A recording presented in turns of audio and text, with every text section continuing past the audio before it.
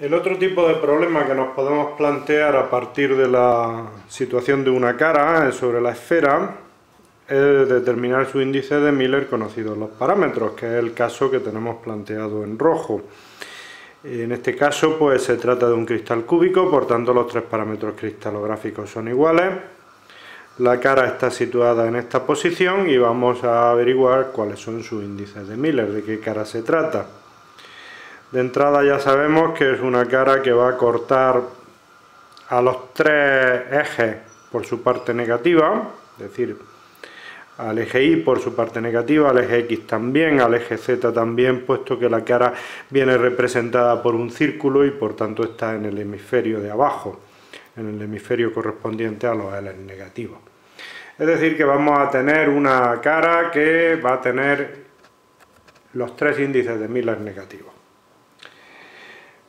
Procedemos como siempre, es decir, medimos cuáles son los ángulos ρ y φ correspondientes a dicha cara. Para ello tenemos que girar la transparencia hasta una posición en la cual seamos capaces de medir los ángulos. Esta posición, después cuando contemos los grados correspondientes, nos va a permitir conocer el ángulo φ. Podemos directamente medir el ρ en este caso es cercano a 90, de hecho esta es la posición de ρ 80, por tanto estaríamos en ρ menos 81. Recuerdo que al estar en el hemisferio inferior, el ρ es negativo y como consecuencia también el índice L va a ser negativo. Por tanto apuntamos antes de que se nos olvide que ρ es igual a menos 81 grados. Ahora podemos proceder a medir φ. Φ también sería negativo, puesto que lo tengo que medir en el sentido contrario a las manecillas del reloj. El polo norte sería el φ menos 90, tendría menos 100, 110, 120, 130, 140, 141... menos 141 sería el valor de φ y ya tengo todos los datos necesarios para buscar cuáles son los índices de Miller. Procedo pues a anotar lo que sé, es decir, que se trata de un cristal cúbico y que la cara está situada a φ menos 141, ρ menos 81.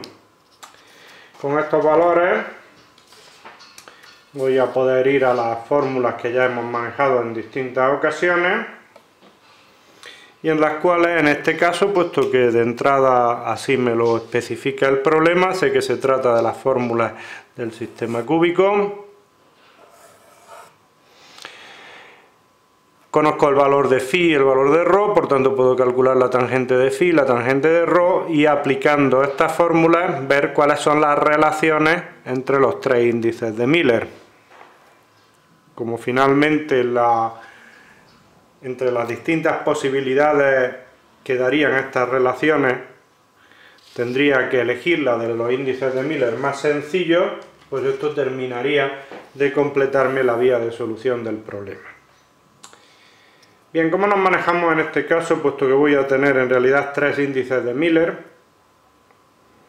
y voy a tener el valor de los ángulos ρ y φ. La forma más elegante matemáticamente de hacerlo sería mediante un sistema de ecuaciones, por tanto, si me manejo bien con ecuaciones, sistemas de ecuaciones y todas estas cuestiones matemáticas, pues puedo hacerlo así. Pero si no, también puedo tomar ventaja del hecho de saber que los índices de Miller son siempre valores enteros, números enteros, muy sencillos y normalmente bastante bajos. Por tanto, una vez que yo calculo que la tangente de φ, en función del ángulo de menos 141 grados, vale 0,8, pues utilizando un poco lo que se suele denominar la cuenta de la vieja, podemos imaginar que este valor de 0,8 representa el cociente entre los números 4 y 5, es decir, 4 por 5 4 dividido por 5 sería igual a 0,8. 5 por 8 es 40, ¿no? Por tanto, podemos en principio asumir que, puesto que los tres índices de Miller eran negativos, la cara que voy buscando va a tener unos índices de Miller que van a responder a un valor menos 4, menos 5, menos L, que tendré que calcularlo ahora en función del ángulo ρ. Para ello retomo también la fórmula que habíamos dicho antes en función de la tangente de ρ. Calculo la tangente de ρ, que resultaría ser menos 6,3.